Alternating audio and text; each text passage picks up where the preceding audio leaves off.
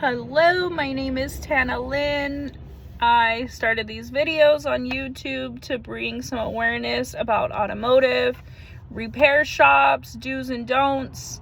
I'm probably going to get old saying this. I don't get tired of saying this, but the best type of love you can show your car does start with an oil change. I had a customer come in the other day, and out of nowhere she was like, I want to do a coolant fluid exchange.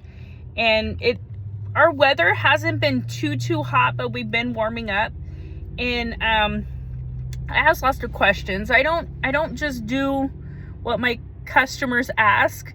I think that's why at where I'm at, we have a lot of repeat business, because a lot of times I'll let my customers, hey, go to Google symptoms, Google what you're feeling. Come prepared when you go to a shop. I tell people, but then they'll just come back to me. They'll be like, Juanita, this is what's going on. This is what's I'm feeling when I'm driving my car, or vice versa, like my wife or my husband.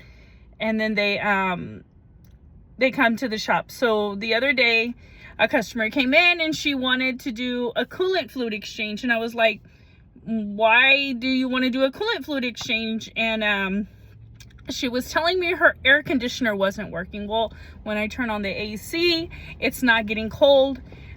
So I want to do the coolant. And of course I did a quick, let her know. The cooling system can affect your heating and air conditioning. It can, but normally when your AC is not working, it's a problem with the air conditioning system, which is the Freon, the gas in the system. The antifreeze, which is the coolant, it maintains the engine cool. So it just needed a little bit of gas, refilled it, she was good to go.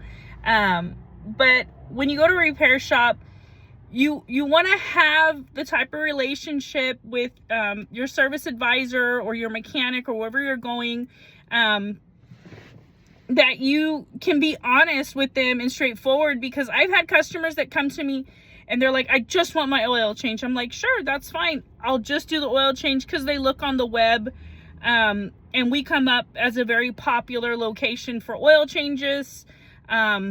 Yet I won't get old saying oil change is the best type of love you can show your car.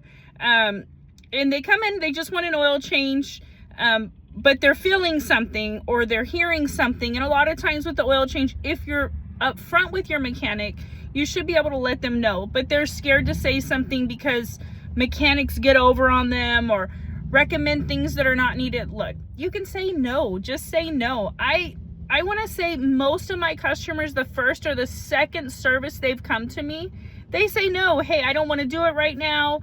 Or they go get a second opinion. Big thing. If you're getting second opinion, maybe not tell them what the first shop says so it'll match up.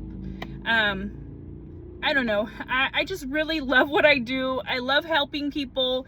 And when you go to a shop, you should be able to be honest with whoever you go into the office with, and don't just ask for services. Why is this service going to benefit the vehicle? Does it need it? Because a lot of times cars need other things way before what you're asking for. So if you're going to the right shop, they should be able to check your car without a diagnosis. Everything does not need a diagnosis. Oh my gosh. Everything does not need a diagnosis. Sometimes, yes, you need to pay for tech time because it takes time to pinpoint a problem.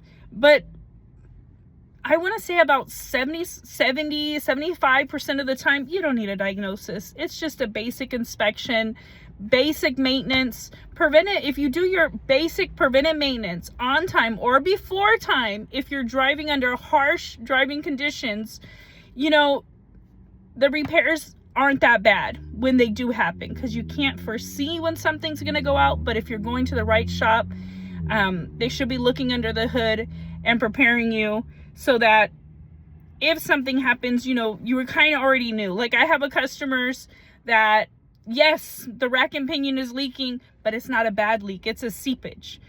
I'll let people know when it's not even a leak yet, it's a seepage. And we'll keep an eye on it for 3, 6, 9 months, a year, until it's a problem. Everything doesn't have to be done immediately, but it just should not be ignored. Like, share, and subscribe. Have a blessed day.